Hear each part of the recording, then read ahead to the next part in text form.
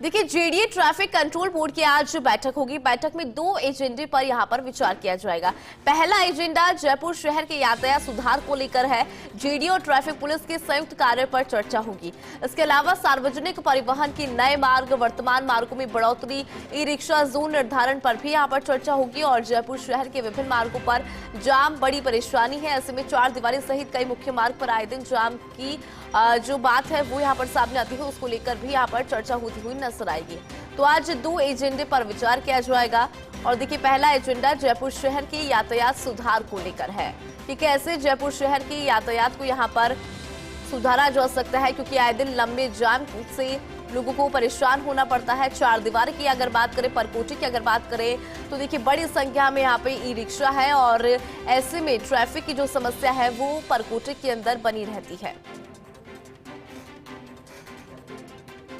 और आपको बता दें कि चार दीवारी के अलावा भी बहुत से ऐसे मार्ग हैं जहां पर लंबा जाम आम बात होती हुई नजर आती है। ऐसे में शहर की यातायात व्यवस्था को कैसे सुधारा जाए, इसके ऊपर जेडीए ट्रैफिक पुलिस के संयुक्त कार्य पर भी चर्चा होगी। तो जेडीए ट्रैफिक कंट्रोल बोर्ड की आज ये बड़ी बैठक मानी जा रही है।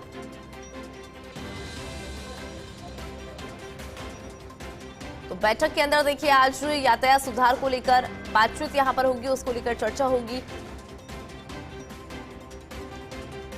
इसके अलावा सार्वजनिक परिवहन के नए मार्गों को लेकर भी यहाँ पर बातचीत होगी। अधिक जानकारी लेंगे, हमारे साथ हमारे एसोसिएट एडिटर अभिषेक श्रीवास्तव बने हैं। अभिषेक, देखिए जिस तरह से आज ये बैठक होने जा रही है, कहा जा रहा है कि बैठक के अंदर जयपुर शहर की जो यातायात व्यवस्था है उसको कैसे सुधारा जा सकता है, उसको लेकर जानकारी जरा दीजिए, क्योंकि इस बैठक के अंदर इस मुद्दे पर चर्चा होने वाली है। बैठक में दो प्रमुख एजेंडों पर प्रमुखता से विचार होगा, जिसमें पहला एजेंडा जो है वो जेडीए और ट्रैफिक कंट्रोल बोर्ड के जो परस्पर कार्य है, जो संयुक्त रूप से वो कार्य कर सकते हैं। किसी चौराहे पर कुछ जो मीडियन है उसको ठीक करना है, या घुमाव को ठीक करना है, या जो है जो फ्लाईओवर है या ओवरब्रिज है वहाँ पे सर्विलांस कैमरे लगाने हैं। तो इस तरह की एक एजेंडा है जिस पर चर्चा की जाएगी। इसमें पूरे शहर भर में 74 बहाव वाले जो पानी, जहाँ बरसाती पानी भर जाता है, ऐसे 74 स्थान भी ढूंढे गए, उनका भी हल खोजने को लेकर चर्चा की जाएगी। इसके अलावा एक दूसरा एजेंडा जो है वो जो आरटीओ है, आरटीओ की तरफ से दिया गया है, जिसमें जो नए रूट है वो प्रस्तावित किए गए हैं। जो मौजूदा रूट है उनमें बढ़ोतरी की बात की गई है। इसके अलावा जो ई रिक्शा है, जो बड़े लंबे समय से चल रहा है कि इनकी जोन का निर्धारण हो, क्योंकि ई रिक्शा की वजह से जिस तरह से ट्रैफिक जाम की स्थिति रहती है, बेतरतीब ट्रैफिक रहता है, उसको लेकर भी चर्चा की जाएगी। जी बिल्कुल, यहाँ पे दो एजेंडे आपने बताए, लेकिन अभिषेक अगर बात हम करें परकोटे की या फिर और भी ऐसे मार्ग हैं जहां पर लंबा जाम इन दोनों आम बात नजर आती है, उसको लेकर कैसे यहाँ पे मैनेजमेंट किया जाता है, क्योंकि परकोटे में क्योंकि हवा महल आ जाता है, सिटी पैलेस आ जाता है, तो ऐसे में ये टूरिस्ट पॉइंट भी है, टूरिस्ट भी यहाँ पे पहुंचते हैं और बड़ी संख्या में जो आम लोग हैं वो भी यहाँ पर